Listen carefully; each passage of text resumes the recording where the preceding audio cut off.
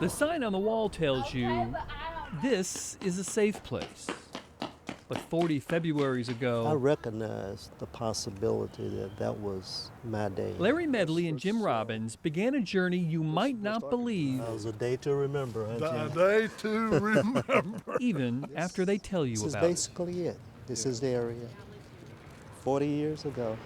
Medley was only 16 then and was torn up by the poverty he saw every day in his neighborhood in South High Point. But at the time, only thing I could see was the oppressor as being white America.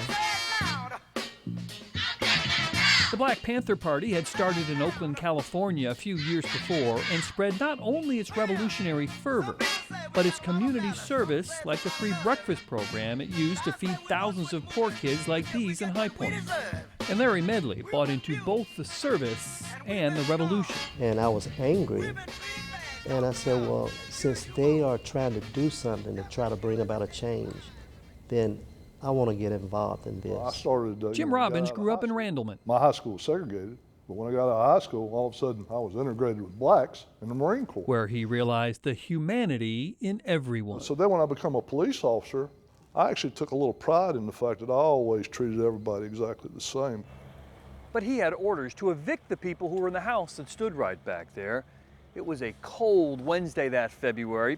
Robbins and the other officers showed up before dawn, and they showed up in force. Well, actually what we was hoping for is the fact that they would go there, knock on the door, with the show of force, have them say, hey, we're outnumbered, this is not a good circumstance for us to be in, we're going to acquiesce.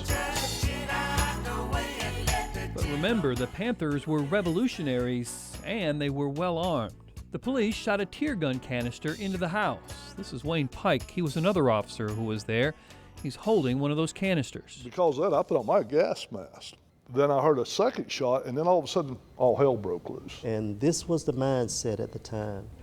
If we go down, we're going to at least take one with us. We think that the four of us, and I'm speaking of 4 police officers, were right in this area. We had a short porch, the road. And 16-year-old Larry Medley was in an upstairs window with a scoped rifle, ready to do whatever it took for the revolution. So here I am with this bead on possibly Jim's head.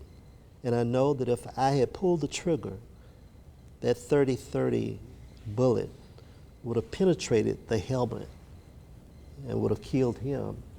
And I wouldn't be here talking today. And when we were ordered to come on out. But before he could pull the trigger, Larry was shot and surrendered. After a few years in prison, he sought every balm for his weeping soul. It seemed like regardless of how much reefer I smoked or wine I drank or even coke I snorted or pills I popped, there was still that emptiness within me. I was saying there had to be more to life than this. And there was the night he found God, which led him to this church in High Point a few months ago. We're setting up a breakfast bar, and he comes in. It just happened to be I introduced myself, and he said his name was Larry Medley. Jim Robbins' church. Larry Medley. I said, man, that name sure does sound familiar. How do I know your name? Larry reminded Jim about his Panther days in the shootout. So back in the 70s, I was a Black Panther, and I was in the shootout with the High Point Police. And I said, well, Larry, this isn't the first time we met. I said, do you remember the police officer standing over you with a shotgun on Holder Street? That was the first time we met. And I said, no way. So around in here, 40 years I on, would say somewhere in this area, the guns are put away, 4 of us were made to lie down. and so is the vitriol. To be frankly honest, I said, I think it's fascinating that back then he would have killed me and I would have killed him. And now I'm willing to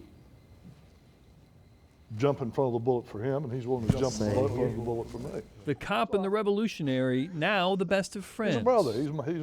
He's my Black Panther. A testimony to the power of changed hearts. Bob Buckley, Fox 8 News.